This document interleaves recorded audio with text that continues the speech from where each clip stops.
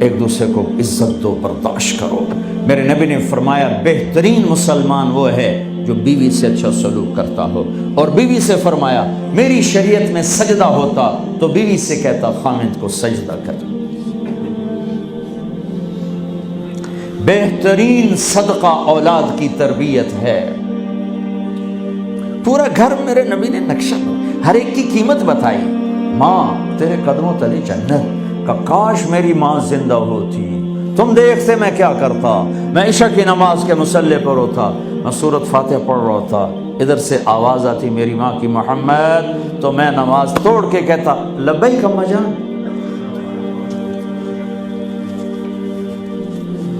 باپ کا تیرے جنت کا دروازہ ہے، باپ تیری جنت کا دروازہ ہے، کھولنا توڑنا نہیں، کھولنا توڑنا نہیں،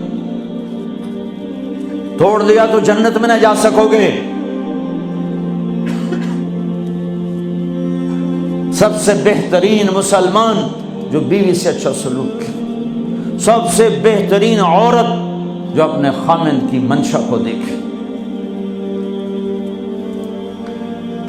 پھر آپ نے ایک عجب بات فرمائی جو معاشرے میں بہت بوجھ بنتا ہے جس کا، ہاں بھائی تمہیں ایسا صدقہ بتاؤں جس سے بڑھ کے کوئی صدقہ نہیں، تمہیں ایسا صدقہ بتاؤں جس سے بڑھ کے کوئی صدقہ نہیں۔ انہوں نے کہا جی کیا؟ کہا الابنۃ المردودہ، جس کی بیٹی کو طلاق ہو گئی یا بیوہ ہو گئی اور گھر واپس آ گئی ماں باپ کے، یا ماں باپ نہیں ہے تو بھائی ہیں، وہ ایک بوجھ بنتی ہے ماں باپ پر بھی، اور بھائی تو ویسے ہی باغی ہو جاتے ہیں۔ میرے نبی نے فرمایا اس بچی پہ خرچ کرنا کائنات کا سب سے افضل صدقہ ہے۔ گھر، ایک گھر کیسے چلتا ہے؟ ہمارے ہاں پنجاب سندھ بلوچستان سرحد میں بہنوں کو وراثت میں کوئی حصہ نہیں ملتا، سب بھائی کھا جاتے ہیں۔ میرے نبی نے فرمایا جس کو اللہ نے 2 بہنیں دیں اس نے ان کا حق ادا کیا، شادی کی حق ادا کیا۔ ماں باپ کی وراثت میں سے ہوتا ہے، اگر میں نے کوئی خود کمایا ہے اس میں بہنوں کا حق نہیں، ماں باپ سے اگر 1 روپیہ بھی آیا ہے تقسیم کیا جائے گا۔ جس نے بہنوں کا حق ادا کیا، شادی کی حق ادا کیا، اس پہ جنت واجب ہو گئی۔ جس کو اللہ نے 3 بیٹیاں دی، اس نے ان کی ڈولی اٹھائی، وہ جنت میں میرے ساتھ یوں ہوگا۔ ایک بولے اگر 2 ہوں، کہ جس نے 2 بیٹیوں کی شادی کی وہ بھی ایسے ہوگا۔ اللہ بھلا کرے۔ ایک صحابی کا کہ جس کی 1 ہو، کہ جس کی 1 ہے، اگر اس نے اس کو عزت سے رخصت کیا تو وہ بھی میرے ساتھ ایسے ہی ہوگا۔ پھر کئی بچیوں کو طلاق پڑی ہے کہ اس کو بیٹا نہیں ہوتا۔ یہاں آنے سے پہلے کا واقعہ، پنڈی سے بچی رو رو برا حال اس کا، میں تو فون سنتا ہی نہیں ہوں ایسے کہ میرا تو کلیجہ پھٹ گیا ہے۔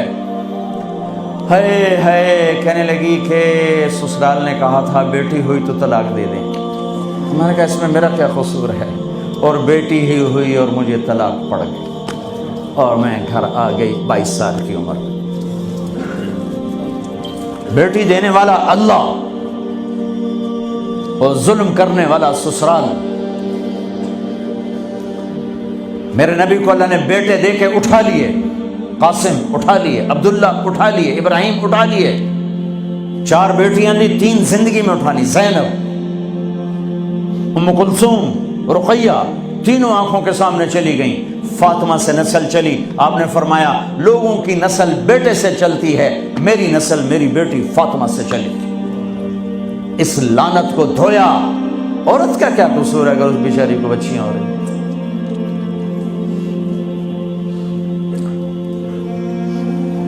جس نے اپنی بہنوں کو حق ادا کیا، جس نے بیٹیوں کو ڈولے میں بٹھایا، ان کا حق ادا کیا، کہ جنت میں یوں ہو جائے گا۔